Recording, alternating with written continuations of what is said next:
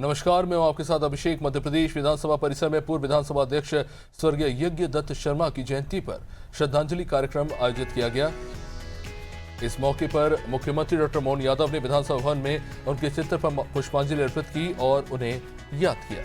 CM ने गेहूं उपार्जन को लेकर बड़ी समीक्षा बैठक भी की और इस बैठक में गेहूं खरीदी की तैयारियां, भंडारण और व्यवस्थाओं की विस्तार से समीक्षा की। इसी के साथ ही कोतमा हादसे पर मध्य प्रदेश के मुख्यमंत्री ने दुख जताया और मृतकों के परिवार वालों को सहायता देने के निर्देश भी दिए और इसी के अलावा स्वतंत्रता सेनानी और पूर्व उप प्रधानमंत्री बाबू जगजीवन राम की जयंती पर उन्हें नमन किया।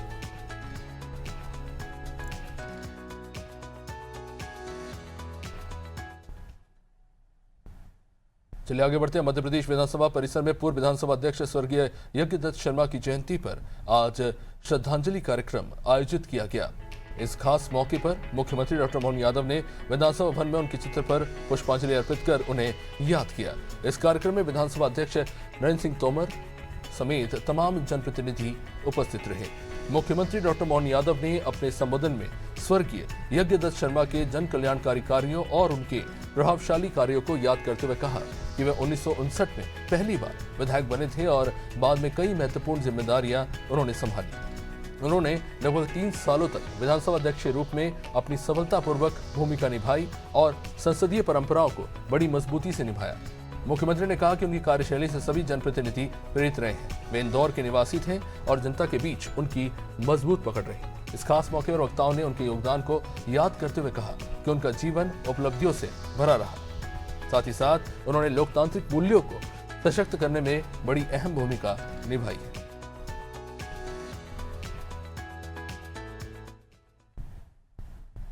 वहीं मध्य प्रदेश में गेहूं उपार्जन को लेकर मुख्यमंत्री डॉक्टर मोहन यादव ने बड़ी समीक्षा बैठक की।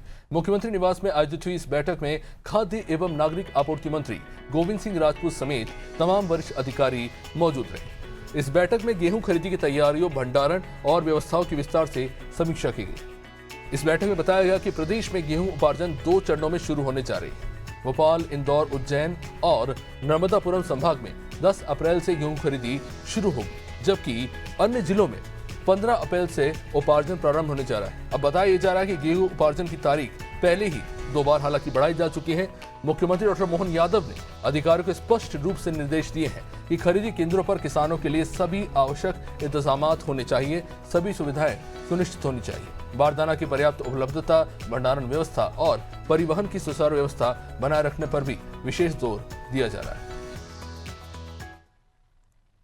जैसे हमने कहा कि हमारी प्रतिबद्धता है किसानों के लिए, हमारी सरकार सर्वाधिक इस बार तो खास करके किसान कल्याण वर्ष, इसलिए हमने 10 तारीख से, ये बात सही है कि बारदान की कमी है, गोडाउन की दिक्कत है, कई कारण है, लेकिन हमने कहा हम हर हालत में अपने किसानों से दिए गए वादे को निभाते हुए 10 तारीख से हम अपनी गेहूं खरीदी प्रारंभ करें।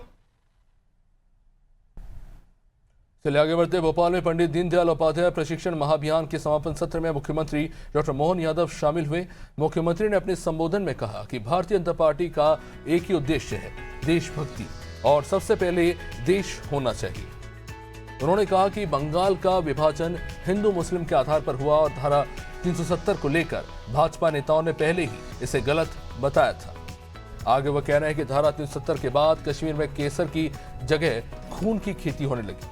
मुख्यमंत्री ने कांग्रेस पर तुष्टीकरण की राजनीति करने का आरोप तो लगाया ही, साथ ही साथ उन्होंने कहा कि भारत में भगवान राम की जगह भारत राम की जय जयकार नहीं होगी तो कहां होगी। राम मंदिर के मुद्दे पर भी कांग्रेस ने राजनीति की।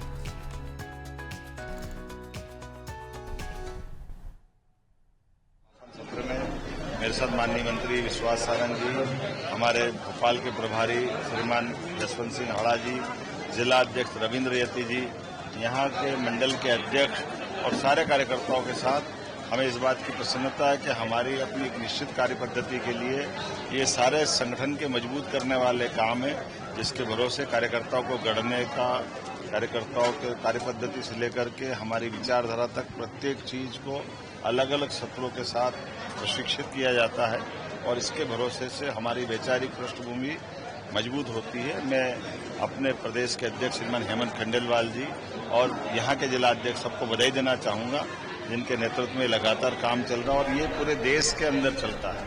माननीय राष्ट्रीय अध्यक्ष जी, माननीय प्रधानमंत्री जी, माननीय गृह मंत्री जी, सारे नेताओं के मार्गदर्शन में पार्टी इसीलिए विश्व की सबसे बड़ी पार्टी बनी है। मेरी अपनी ओर से तो चलिए आगे बढ़ते हैं। अनूपपुर के कोतमा में अग्रवाल होटल की 4 मंजिला इमारत अचानक से भरभरा कर ढह गई। ये दिन की सबसे भयावह घटना है। इस दर्दनाक हादसे में अब तक 3 लोगों के मारे जाने की पुष्टि हो चुकी है। हालांकि अभी 3 लोग घायल हैं जिनका इलाज जारी है। वहीं मध्य प्रदेश के मुख्यमंत्री डॉक्टर मोहन यादव ने इस हादसे पर शोक जताते हुए मृतकों के परिवार वालों को मुख्यमंत्री स्वेच्छा अनुदान से 4-4 लाख और संबल योजना से भी 4-4 लाख और रेड क्रॉस से 1-1 लाख रुपए की आर्थिक सहायता देने के निर्देश दिए हैं। जबकि घायलों को मुख्यमंत्री स्वेच्छा अनुदान के तहत 2-2 लाख और साथ ही साथ रेड क्रॉस से 50-50 हजार की आर्थिक सहायता दी जाएगी।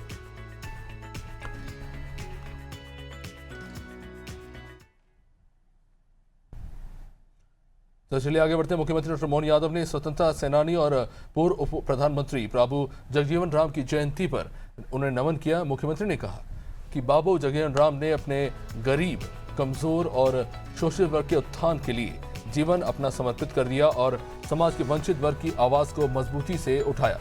उन्होंने कहा कि बाबू जगजीवन राम के विचार और योगदान समाज के लिए प्रेरणा स्रोत रहे और उनका जीवन लोक कल्याण के प्रति हमेशा से समर्पण और उदाहरण कर रहा है।